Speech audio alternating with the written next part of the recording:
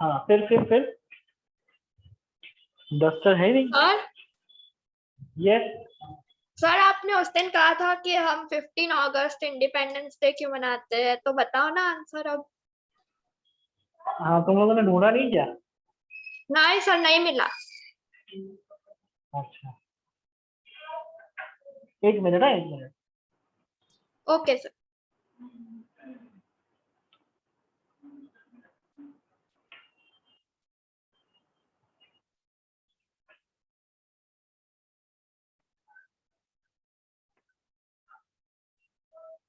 Yes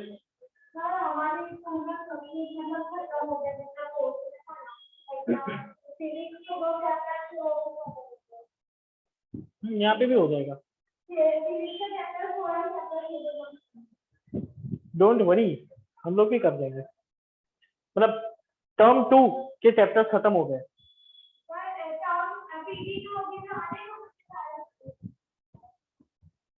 वो कौन से चैप्टर्स हैं?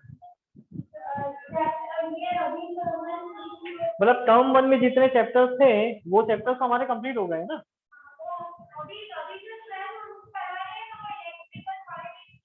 इलेक्टोरल पॉलिटिक्स, हाँ तो वो तो टर्म 2 का है। हाँ तो वो तो टर्म 2 का है, वो हम भी शुरू कर देंगे अभी।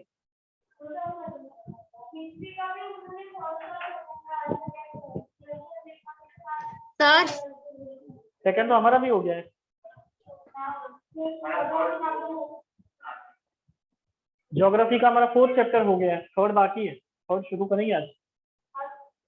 सर यस हमारे स्कूल में हिस्ट्री का चैप्टर 3 खत्म करवा दिया। ओके बेटा, सर कोई नहीं, हम भी प्रोग्रेसिव मोड में रहेंगे।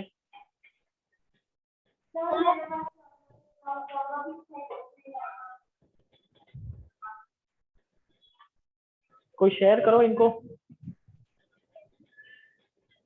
सर यस मेरी एसएस की एग्जाम 17 सितंबर को है। ओके सर तो कुछ मेरी एसएस की एग्जाम 22 सितंबर को है। सर मेरी 20 सितंबर को। वेरी गुड, चलो ठीक है, all the best. Thank you sir. Thank you sir. Thank you. तो सबसे पहले वो फंडा 15 अगस्त का देख लेते हैं। मैंने पिछली बार पूछा था कि 15 अगस्त, the date 15 August was chosen for taking independence of India. ठीक है, तो सबसे पहले तो वर्ल्ड वॉर 2 जो हुई थी उसमें एलाइड नेशन में इंग्लैंड था, और एलाइड नेशन का जो मिलिट्री थी उसका commander in chief was Lord Mountbatten. और लॉर्ड माउंटबेटन वही लॉर्ड माउंटबेटन था कमांडर इन चीफ जो इंडिया का लास्ट वाइसरॉय था। ठीक है, अब उसी ने इंडिपेंडेंस दी थी सबको। ठीक है, और उसी ने एक एक्ट पास किया था, इंडियन इंडिपेंडेंस एक्ट, जिसको हम बोलते थे माउंटबेटन प्लान। ठीक है, 1947 को।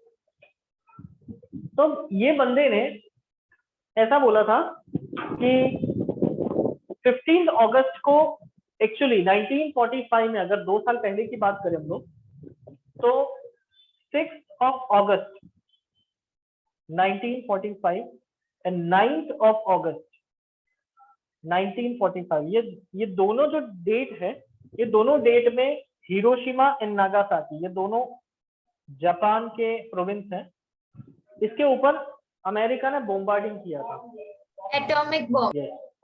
यस। तो हिरोशिमा पे गिराया था फैट बॉय और नागासाकी पे गिराया था लिटिल बॉय। ठीक है, ये दोनों एटॉमिक बॉम्ब के नाम है, fat boy and little boy. तो ये जापान के ऊपर गिराया था, जिसकी वजह से 11 अगस्त 1945 को जापान ने ऑफिशियली सरेंडर कर दिया था। जापान का जो एम्परर था हिरोहितो, मेजी एंड हिरोहितो, इन लोगों ने सरेंडर कर दिया था कि हम लोग को अभी आगे वॉर नहीं करनी है, अब बस finish. And finally officially world war 2 was ended on 15th of August 1945। Officially world war and कब हुई? वर्ल्ड वॉर 2 15 अगस्त 1945। अब ये जो डेट थी वो डेट माउंटबेटन की लकी डेट थी, क्योंकि ऐसे नेशन को उसने हरा के एक बड़ी से बड़ी वॉर, सेकेंड वर्ल्ड वॉर, वो जीत गया था। ठीक है, and he was the commander in chief of allied Nations. ठीक है, तो इसके लिए 15 अगस्त जो है वो माउंटबेटन की लकी डेट बन गई। तो जब बात आई इंडियन इंडिपेंडेंस की, तो उस टाइम पे 15 अगस्त जो था वो आने वाला था। ठीक है, अब ये तो बात हो रही थी 1946 से। दिसंबर 1946 में हमको कॉन्स्टिट्यूशन बनाने का मौका दिया इन लोगों ने। उन्होंने बोला कि, और हमने कॉन्स्टिट्यूएंट असेंबली एस्टेब्लिश की और 9 दिसंबर 1946 को हमने शुरू भी कर दिया था। ठीक है, ये कॉन्स्टिट्यूशन बनाने का काम। ठीक है, तो उस टाइम पे जब इंडियन नेशनल कांग्रेस के कुछ लीडर्स ने बोला कि हम लोग को इंडिपेंडेंस चाहिए, तो आप कौन सी डेट को इंडिपेंडेंस देंगे? तो पहले तो इसने बोला कि जिस तरह से जून में बात हो रही थी कि जून में देना है, जून में देना है, फिर जून का इन्होंने अगस्त कर दिया। ठीक है, और अचानक से माउंटबेटन को वो डेट याद आई। ठीक है, तो उन्होंने बोल दिया कि 15 अगस्त को ही मैं इंडिया को इंडिपेंडेंस हम देंगे। तो हमारे यहाँ पे तो सारे ट्रेडिशन कस्टम वाले लोग थे, और हम लोग तो पूजा पाठ में बिलीव करते हैं ना हम लोग, एस्ट्रोलॉजी वगैरह में, ज्योतिष शास्त्र। तो काफी सारे ज्योतिष हमारे यहाँ पे थे बड़े बड़े। तो उन्होंने बोला कि चलो अगर हम लोग इंडिपेंडेंस दे रहे हैं हमको, तो वो डेट भी देखनी चाहिए। हम कोई भी अच्छी चीज करते हैं तो पहले मुहूर्त देखते हैं ना।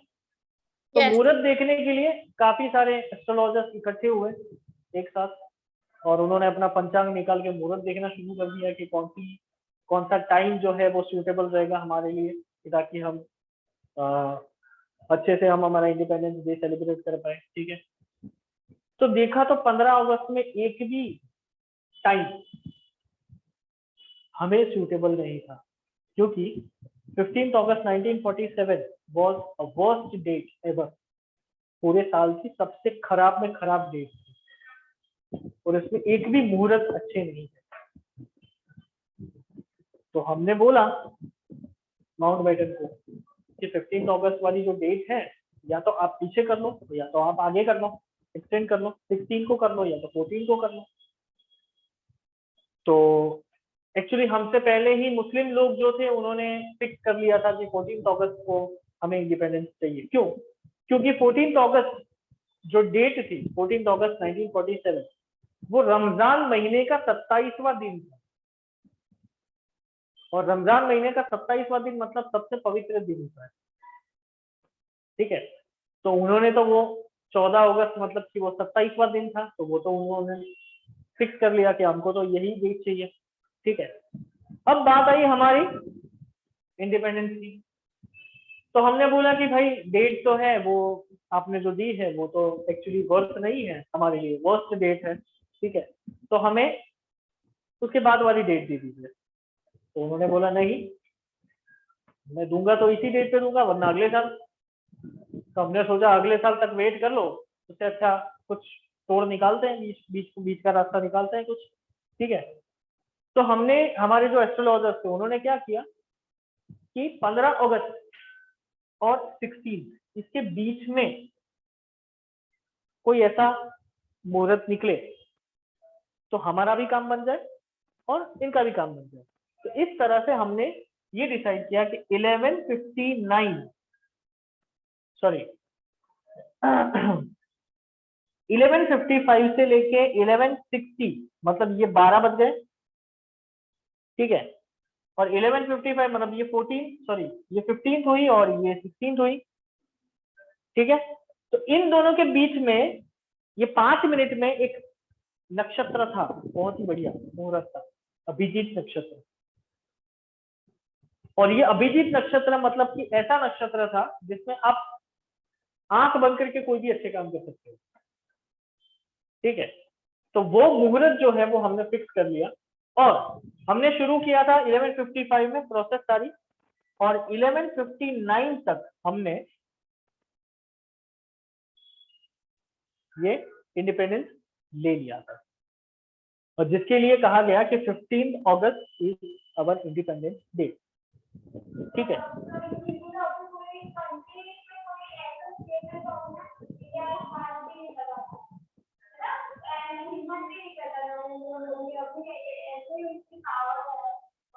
हाँ वो तो है ही।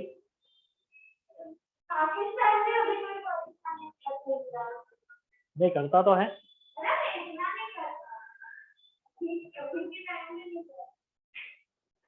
ठीक है, पता चला तो ये कंसेप्ट Yes, 15 अगस्त वाला। Yes sir.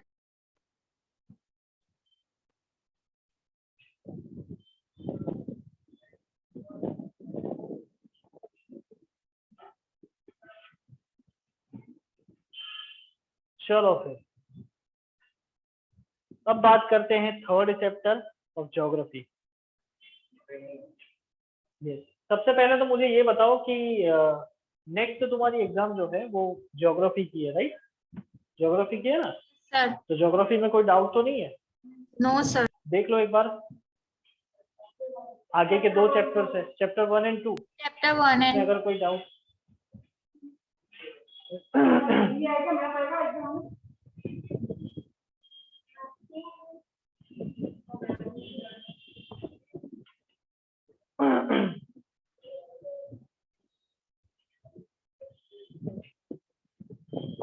टेक्टोनिक प्लेट्स के बारे में कोई किसी को कोई डाउट हो, या तो फिर गोंडवाना लैंड या कुछ भी। सर वो हमारी बुक में नहीं दिया। हाँ सर। क्यों नहीं है? नहीं है सर। सर वो पुरानी बुक्स में दिया हुआ है, नई बुक्स में नहीं है।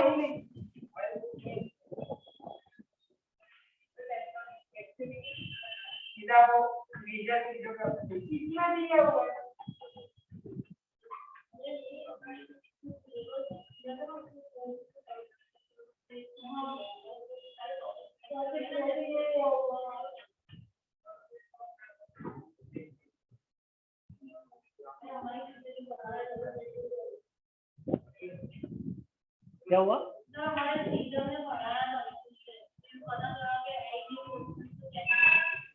Sir yes, sir page number 8 पे जो बॉक्स दिया है ये ब्लू कलर का, वो लर्न करना है। Some highest peaks of Himalayas. Yes, हाँ लर्न करना है ना।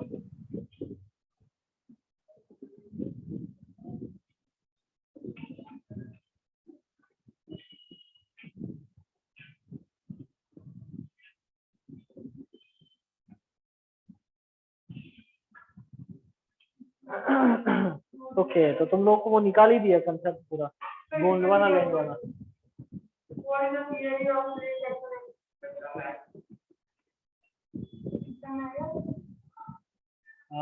पता नहीं तुम लोग के मैम अगर पूरा ही टेक्स्ट बुक के हिसाब से चलेंगे तो फिर आएगा भी सही।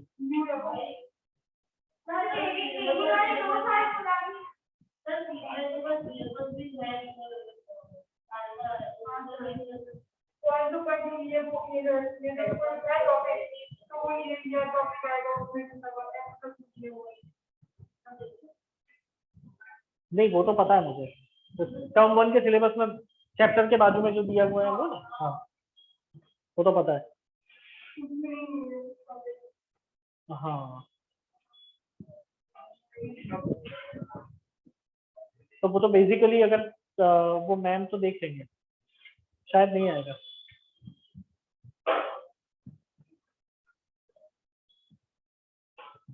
तो कोई नहीं, उसके अलावा अगर देख लो, तुम्हें कोई डाउट हो तो पूछ लो फिर।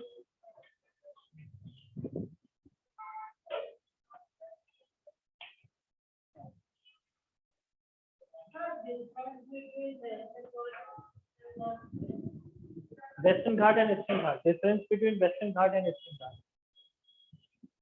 वेस्टर्न घाट मतलब कि ये वाला जो पोर्शन है हमारा, दिस इज इंडिया का सदर्न पोर्शन, इसमें ये जो पोर्शन है दिस इज वेस्टर्न घाट, और ये वाला जो पोर्शन है दिस इज ईस्टर्न घाट।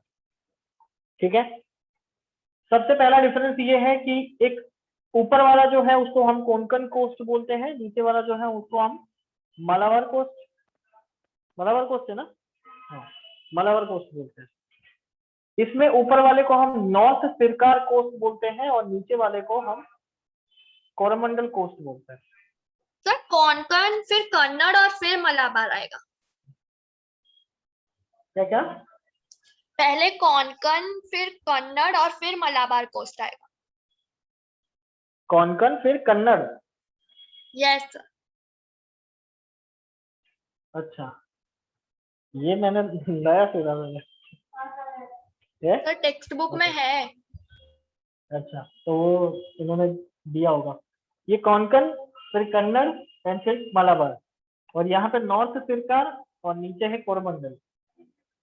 ठीक है, तो ये फिर ये वाला जो पोर्शन है वो ज्यादा हाइट में है, ये वाला पोर्शन जो है वो कम हाइट में है। ठीक है, कुछ रिवर्स, पेनिनसुला रिवर्स यहाँ से ओरिजिनेट होके यहाँ जाती है। ठीक है, और ज्यादातर पेनिनसुला रिवर्स वेस्टर्न घाट से ओरिजिनेट होके और ईस्टवर्ड, ईस्टर्न घाट में जाके मीट होती है, मतलब बे ऑफ बंगाल में जाके मीट होती है। पर ऐसी कोई रिवर नहीं है जो ईस्टर्न घाट से ओरिजिनेट होकर वेस्टर्न घाट तरफ आती है। ठीक है, क्या? बांगर एंड खादर। ओके। और sir eastern Usually coast discontinuous है और वेस्टर्न कास्ट कंटिन्यूअस है। हाँ, वो भी है। This is discontinuous and this is continuous. Okay, northern plains. Plains are usually of four types. एक होता है भाबर, दूसरा है तेरई, तीसरा है भांगर। बांगर और चौथा है खादर। सर भांगर है। भांगर नहीं, यूजुअली ऐसा ऐसे बोलते हैं, भाबर, तेरई, बांगर एंड खादर, ये चार टाइप के प्लेन्स। ठीक है, उसमें सबसे ऊपर आता है भाबर। भाबर मतलब पेबल, ग्रेवल, स्टोन, उसका लेयर होता है, उसको हम बोलते हैं भाबर। उसके बाद में दूसरा लेयर आता है तेरई। तेरई रीजन मतलब डेंस फॉरेस्ट वाला, सबसे ज्यादा फॉरेस्ट होते हैं, डेंस फॉरेस्ट। ठीक है, उसके बाद आता है बांगर एंड खादर। ये बांगर एंड खादर जो है वो एल्यूवियल डिपॉजिट के दो पार्ट। उसमें जो बांगर है वो है ओल्ड एल्यूवियल डिपॉजिट, खादर जो है वो है न्यू एल्यूवियल डिपॉजिट। अब कैसे? तो ये जो रिवर जा रही है, ठीक है, अब रिवर अपने साथ में एल्यूवियल डिपॉजिट सेडिमेंट्स लेके जाती है। ठीक है, तो वो जो नए वाले सेडिमेंट्स यहाँ पे रख के जाती है उसको क्या बोलेंगे? खादर। और जैसे जैसे नए आते जाएंगे वैसे वैसे पुराने पीछे चले जाते हैं, फिर पीछे चले जाएंगे, तो ये पुराने वाले जो पीछे हैं उसको हम बोलेंगे बांगर। और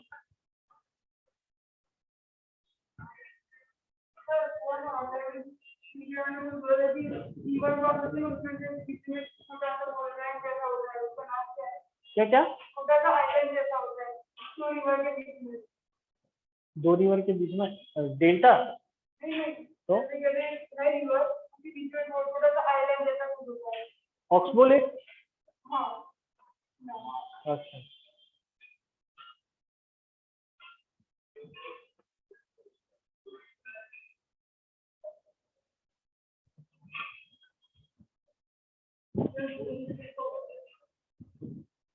दून रीजन है जो यूजुअली शिवालिक रेंज में देखी जाती है। तो दून मतलब देहरादून, देहरादून है, पाटली दून है, ठीक है, तो इस तरह से दून। हाँ, तो शिवालिक रेंज में सबसे ज्यादा देखी जाती है, तो वो छोटे छोटे हिल स्टेशन जैसे होते हैं।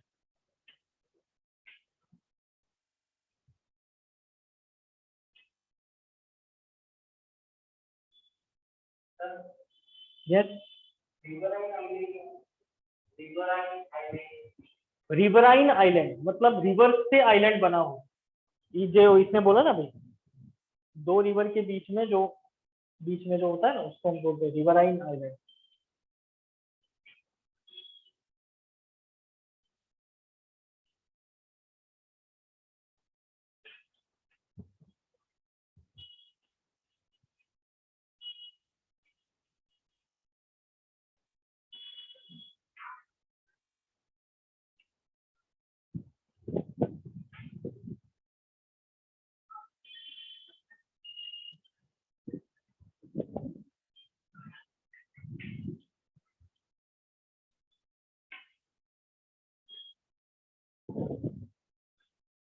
तो क्या शुरू करें third chapter? Yes, okay.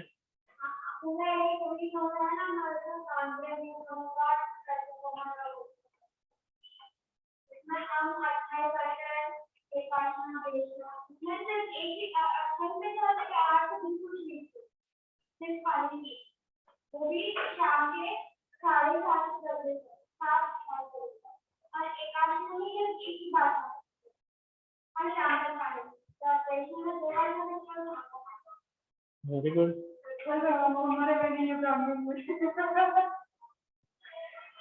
Okay चलो, तो फिर शुरू करते हैं थर्ड चैप्टर, ड्रेनेज।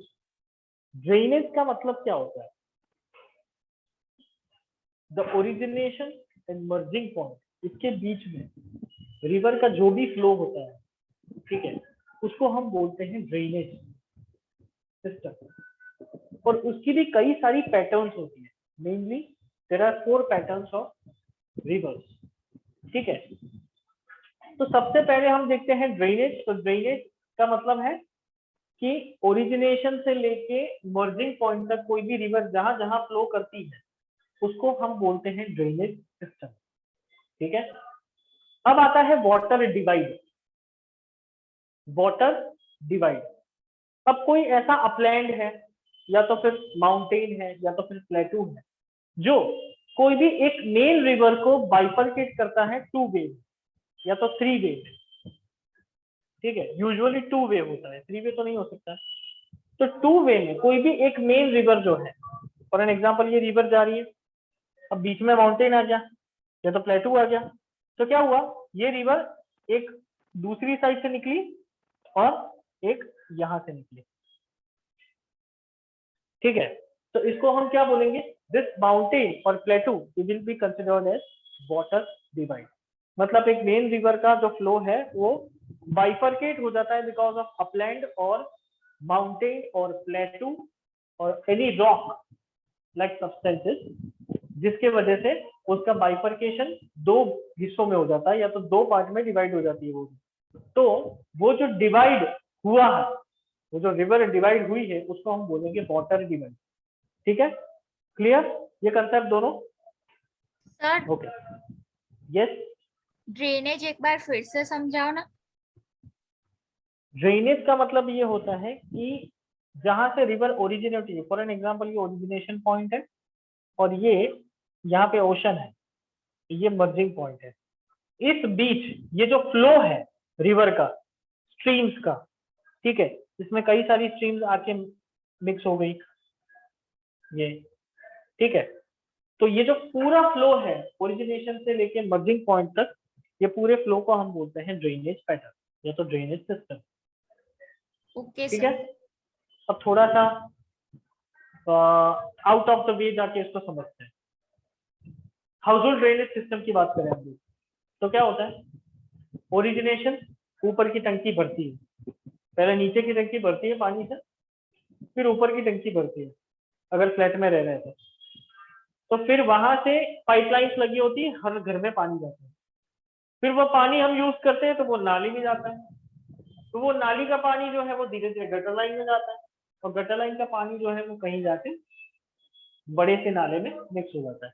तो ये क्या हुआ, ओरिजिनेशन से लेके तो जो सिस्टम जो है उसको हम क्या बोलेंगे, हाउस होल्ड ड्रेनेज सिस्टम। पर हम यहाँ पे हाउस होल्ड नहीं है, यहाँ पे रिवर की बात है, नेचुरल सिस्टम है, ठीक है।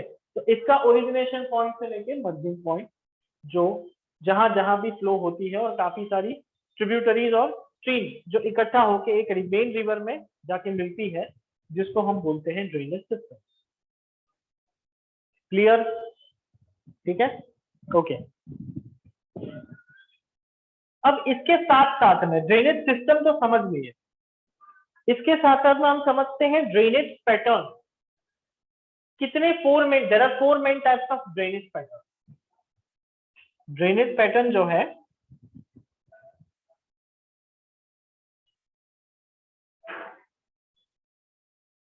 वो 4 टाइप के होते हैं। सबसे पहला जो है उसको हम बोलते हैं डेंड्रिटिक पैटर्न।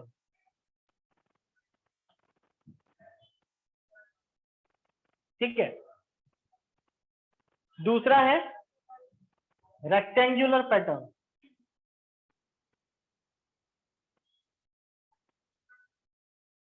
तीसरा है रेडियल, इसका और एक नाम है सेंट्रीफ्यूगल पैटर्न। और चौथा है ट्रेलिस पैटर्न। अब जैसे जैसे इसके नाम है वैसे वैसे इसके कैरेक्टरिस्टिक पैटर्न। ठीक है। सबसे पहले हम देखते हैं dendritic pattern. River and it's tributary make a tree like shape.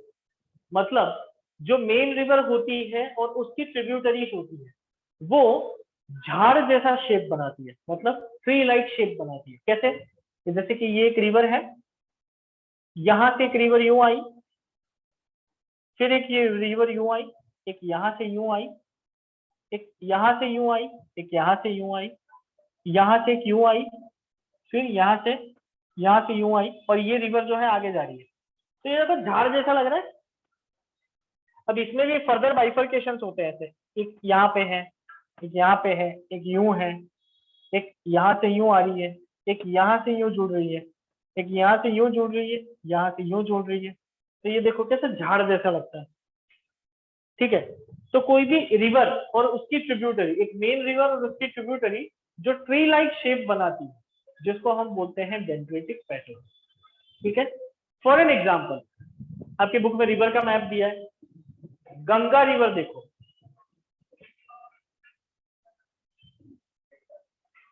है पेज नंबर कौन सा है? 19, पेज नंबर 19 देखी? झाड़ जैसा लगता है ना, सर, मस्त फैला हुआ। ठीक है। तो ट्री लाइक शेप जो भी रिवर और उसकी ट्रिब्यूटरी समझते हो ना, छोटी छोटी रिवर एक मेन रिवर में जाके मिलती है, उसको हम बोलते हैं ट्रिब्यूटरी, या तो फिर बाइफरकेट होती है। एक्चुअली पहले 2 कंसेप्ट होते हैं, ट्रिब्यूटरी एंड डिस्ट्रीब्यूटरी। मतलब कोई एक रिवर है जिसको, ये मेन रिवर है, ठीक है। अब इसमें कोई रिवर यहां से आके मिलती है, कोई रिवर यहां से आके मिलती है, तो इसको हम क्या बोलेंगे? Tributary river. अब कोई एक रिवर यहां से बाइफरकेट होती है तो उसको पहले बोला जाता था डिस्ट्रीब्यूटरी रिवर, पर ये कंसेप्ट एक्चुअली गलत था। ठीक है। कुछ लोग सिखाते हैं ऐसे कि रिवर में से बाइफरकेट होती है तो उसको डिस्ट्रीब्यूटरी बोलते हैं, पर नहीं, ये ऐसा नहीं होता है, ट्रिब्यूटरी ही बोली जाती है इसको भी। अगर वो मेन रिवर से बाइफरकेट होती है तो it will be considered as water divider. ठीक है। और डिस्ट्रीब्यूटरी नहीं, वो ट्रिब्यूटरी ही बोली जाएगी। ठीक है। तो ये कंसेप्ट जो है वो अब, ठीक है, कुछ लोग पढ़ाते हैं, कुछ लोग नहीं पढ़ाते, पर इसके लिए मैंने बहुत सर्च किया था, पर actually this concept is wrong. Distributary वाला कंसेप्ट जो है वो रॉन्ग है, ट्रिब्यूटरी ही होती है। ठीक है। तो कोई भी एक मेन रिवर अपनी ट्रिब्यूटरी को साथ लेके एक ट्री लाइक शेप बनाती है, जिसको हम बोलते हैं डेंड्रिटिक पैटर्न। ठीक है। अब दूसरी आती है रेक्टेंगुलर पैटर्न। रेक्टेंगुलर पैटर्न मतलब कि कहीं पे भी रिवर, ट्रिब्यूटरी रिवर और मेन और ट्रिब्यूटरी रिवर दोनों रेक्टेंगल शेप में मीट होती है। मतलब कैसे? एक रिवर यूं जा रही है, दूसरी यूं करके यूं मिलेगी, फिर यहां से यूं मिलेगी, ये देखो रेक्टेंगल शेप हुआ। ठीक है। तो ऐसे रेक्टेंगल शेप बनाती है तो हम बोलते हैं रेक्टेंगुलर पैटर्न। पेनिनसुलर रिवर्स में नर्मदा एंड तापी देखो,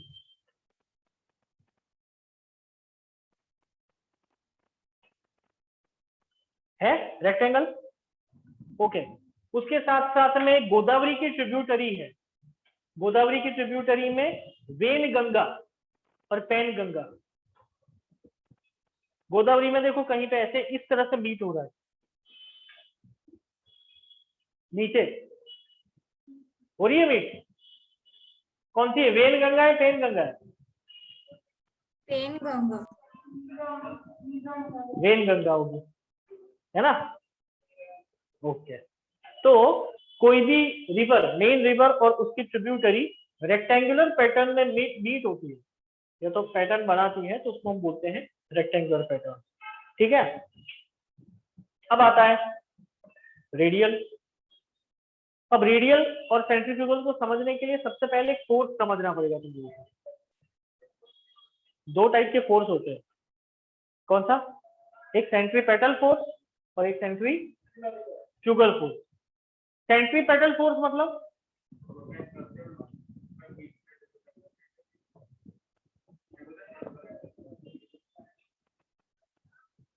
आया होगा साइंस में, है ना।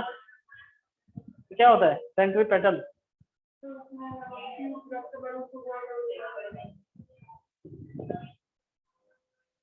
ये देखो कोई एक ऑब्जेक्ट है जिसका सेंटर पॉइंट है, ठीक है। ये जो सेंटर पॉइंट है वो फोर्स को अट्रैक्ट करता है अपने तरफ।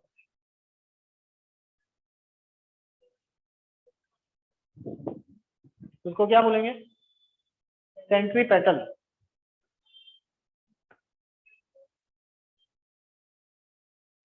इसी तरह से एक दूसरा एक ऑब्जेक्ट है जिसका सेंटर पॉइंट से फोर्स एक्सर्ट होता है बाहर की साइड, इसको क्या बोलेंगे?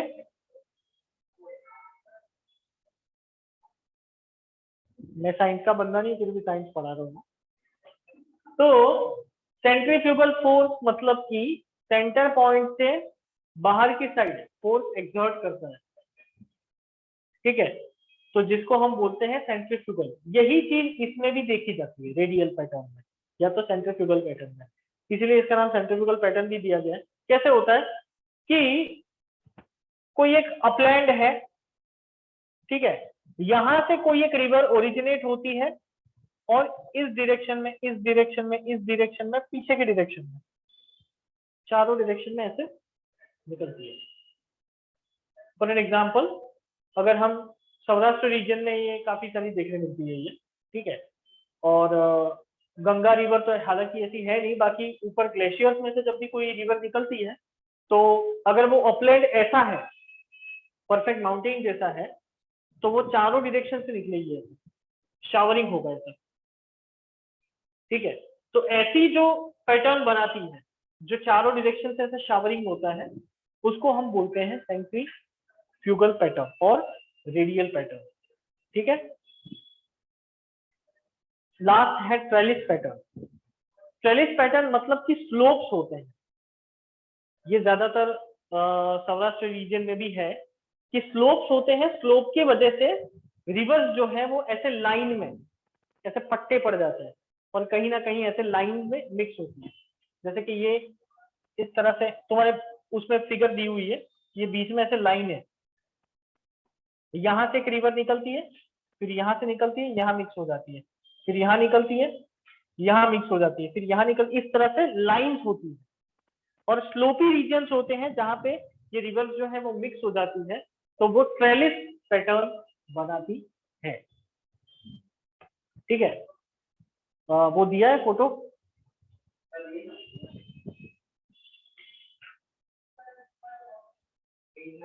अरे नहीं ये तो अलकनंदा भगीरथी है। तो तेरी ये कंसेप्ट भी निकाल दिया क्या?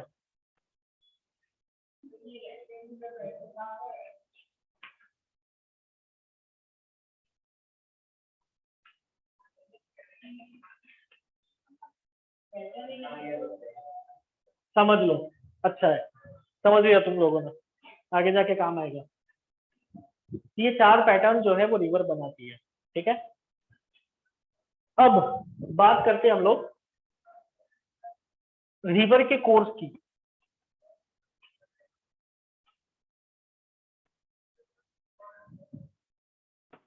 ये एक्चुअली पहले दिया था, निकाल दिया, कोई बात नहीं।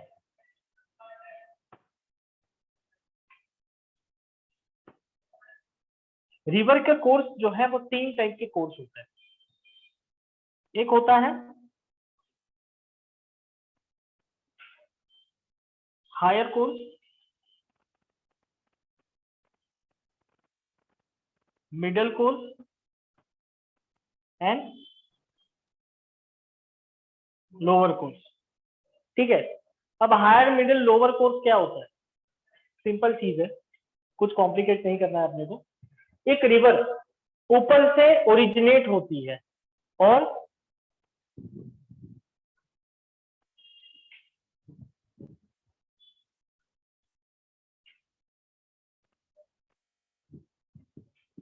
ये देखो, एक रिवर ऊपर से ओरिजिनेट होती है, यहां से ओरिजिनेट हुई, यूं नीचे आई और फिर यूं इस तरह से आगे इसका मर्जिंग पॉइंट है, मतलब यहाँ पे ओशन होगा, यहाँ पे इसका मर्जिंग पॉइंट है। ठीक है, तो मैंने जैसे पहले बोला था drainage pattern, drainage system, system का मतलब क्या हुआ? ओरिजिनेशन से लेके मर्जिंग पॉइंट तक। ठीक है, इस बीच में उसके 3 भाग होते हैं, रिवर्स के 3 पार्ट होते हैं। सबसे पहला पार्ट है हायर कोर्स, मतलब कि जब ओरिजिनेशन होता है जहां से, ये वाला जो पोर्शन है ये हम बोलते हैं हायर कोर्स।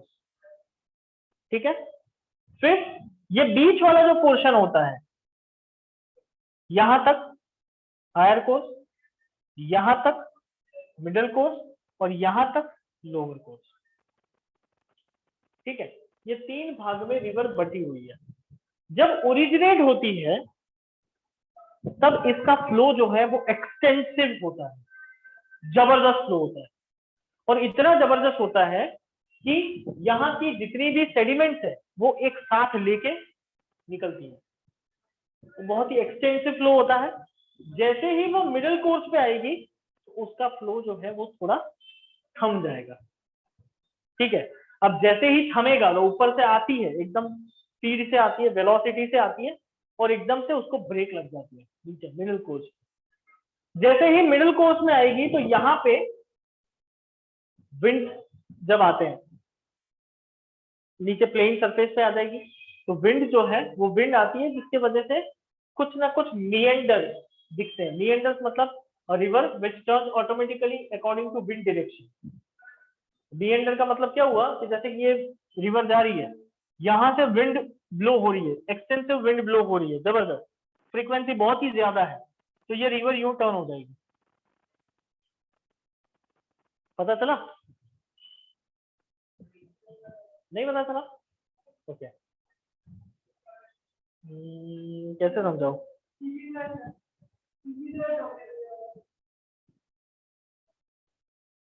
अब अच्छा, तुम लोगों को पता है कि नेचुरल केव्स कैसे बनते हैं? चलो मुझे ये बताओ, नेचुरल केव्स कैसे बनते हैं? केव्स तो पता है ना, गुफा, वो नेचुरली कैसे बनती है? चलो मैन मेड तो समझे, वो ठोक ठोक के बनाते हैं काफी सालों तक।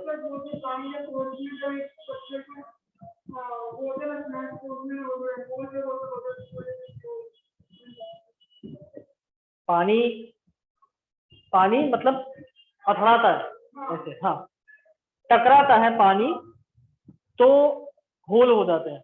नहीं, पानी से होल नहीं होते कभी, पानी से तो सरफेस जो है वो फ्रिक्शन के साथ वॉश आउट हो जाएगी।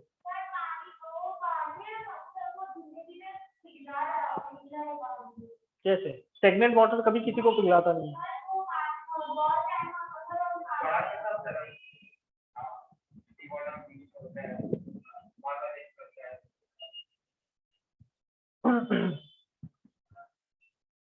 वो तो तू जो बात कर रहा है ना, वो नेचुरल लेक्स की बात कर रहे हैं। टकराता है बार बार, वो चिल्का लेक जैसे बना है, वो बार बार टकराता है सरफेस पे, तो एक टाइम ऐसा आता है कि एक नेचुरल वॉल कंस्ट्रक्ट हो जाती है बाहर की साइड। एंड साइंटिफिकली अगर देखा जाए तो ये जो रामेश्वरम वाला जो ब्रिज है, रामेश्वरम वाला जो ब्रिज है जो हम लोग बोलते हैं ना, वो माइथोलॉजिकल स्टोरीज ऐसी है कि हनुमान जी और इन लोगों ने सबने मिलके वो पत्थर, राम लिख के पत्थर रख के फिर बनाया है। एक्चुअली वो माइथोलॉजिकल स्टोरी है, पर हमारे जो साइंटिस्ट लोग हैं यहाँ से, तो उनकी एक साइंटिफिक थियरी ये है कि वो एक्चुअली नेचुरल वॉल कंस्ट्रक्ट हो गई है सेडिमेंट से, और जिसकी वजह से ऐसा लगता है कि, क्योंकि अगर उन्होंने डीप में जाके देखा उन्होंने, तो ऐसा बोला कि ये वॉल एक्चुअली ऐसा है, ऐसी ही कंस्ट्रक्ट हुई है कि यहाँ की एक्वेटिक लाइफ अलग है और यहाँ की एक्वेटिक लाइफ अलग है।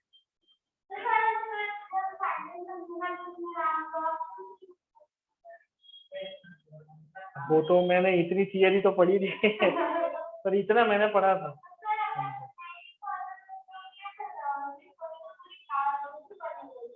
नहीं, एक्चुअली ये चीज है ना कि माइथोलॉजिकल स्टोरीज जो है वो हमको सिखाने के लिए कुछ होती है। मतलब लोग ऐसा बोलते हैं कि महाभारत हुआ ही नहीं है।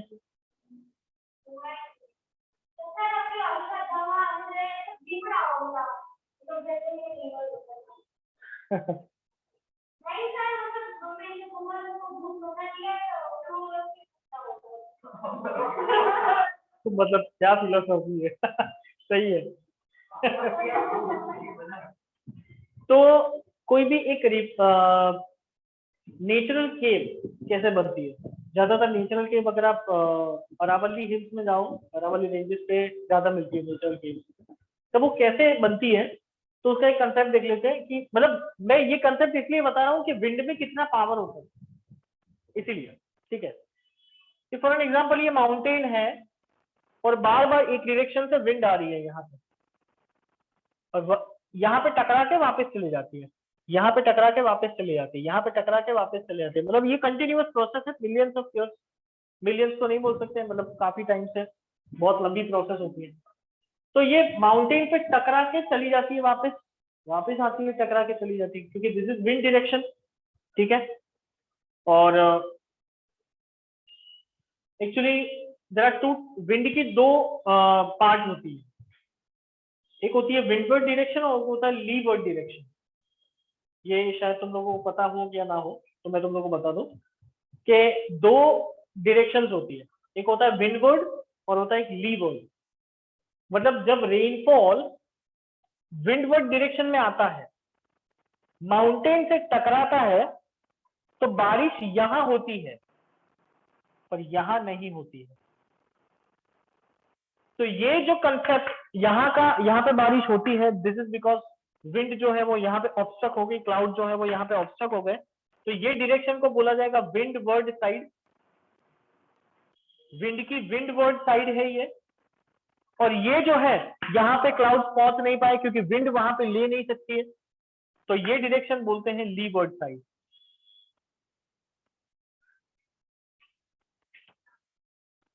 ठीक है, तो विंड जो है वो जब विंडवर्ड डायरेक्शन में होती है, सर वीडियो तो ऑफ उसकी हो गया। इंटेंसिटी,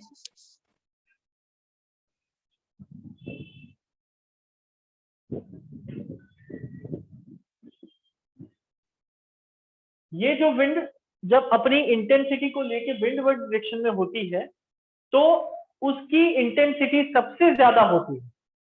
तो ये इंटेंसिटी बार बार एक माउंटेन पे टकराती है, वापस आ जाती है, टकराती है, वापस आ जाती है, टकराती है, वापस आ जाती है। क्या क्या होगा, वो धीरे धीरे ये माउंटेन का शेप जो है वो चेंज करता जाएगी।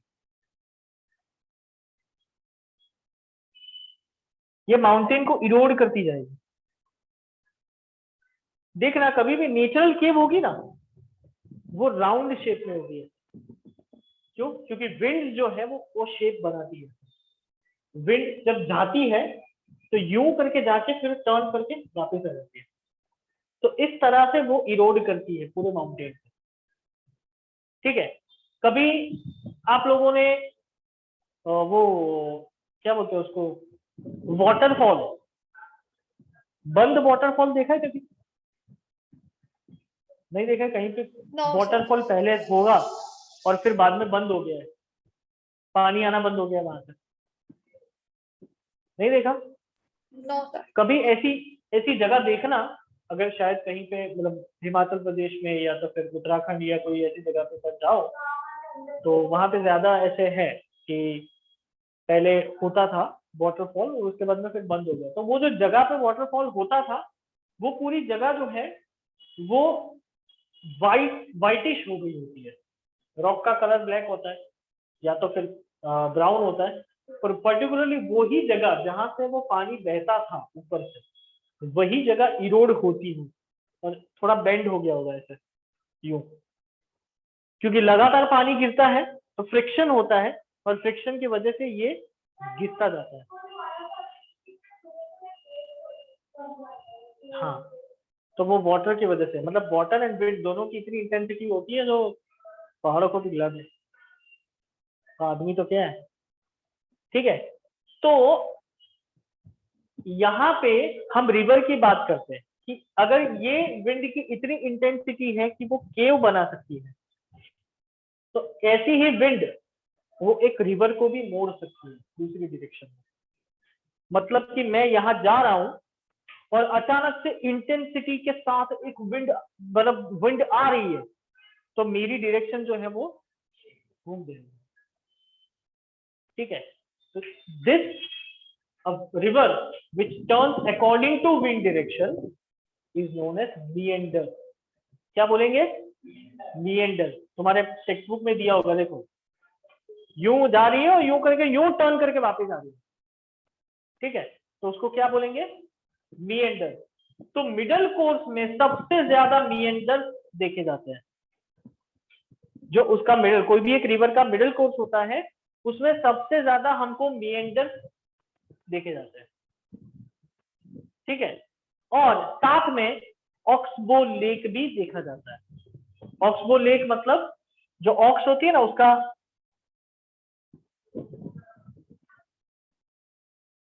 शेप, उसका बो का शेप होता है ना, इसलिए उसको ऑक्सबो लेक बोलते हैं। इस तरह से लेक होते हैं, ठीक है। तो मिएंडर और ऑक्सबो दोनों लेक, दोनों चीजें यहाँ पे मिडल कोर्स में सबसे ज्यादा देखी जाती है।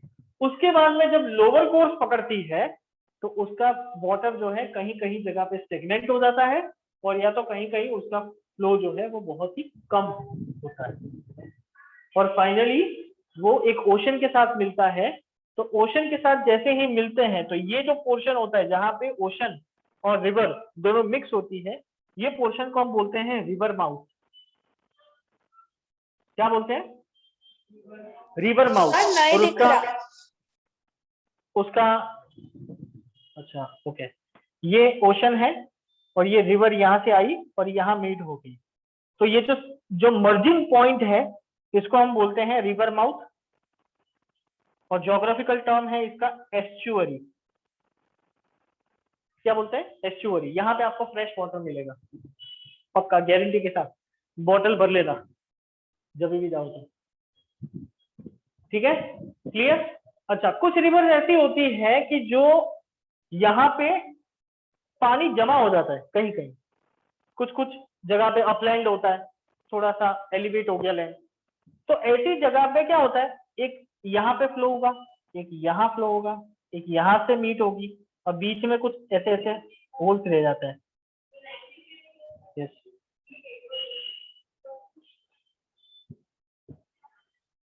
तो इस तरह से जो ट्रायंगल शेप में अगर वो मिलता है किसी ओशन के साथ, अगर वो मिलती है किसी ओशन के साथ, तो इसको हम बोलेंगे डेल्टा। क्या बोलेंगे? डेल्टा। मतलब ये ट्रायंगल शेप बना रहा है, ठीक है। यस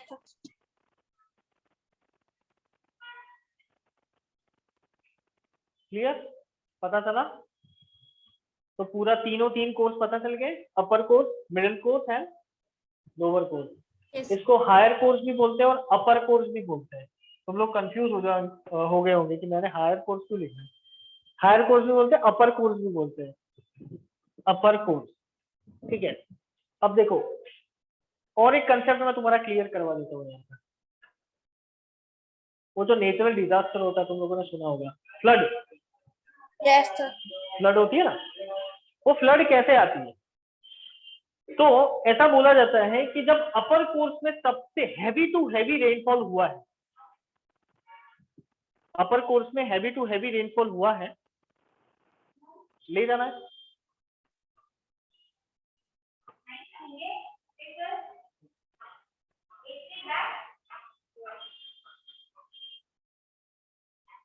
तो अपर कोर्स में हैवी टू हैवी रेनफॉल हुआ है, जिसकी वजह से वो पूरा जो पानी है वो यहाँ पे अपने लेवल से ऊपर हो चुका है।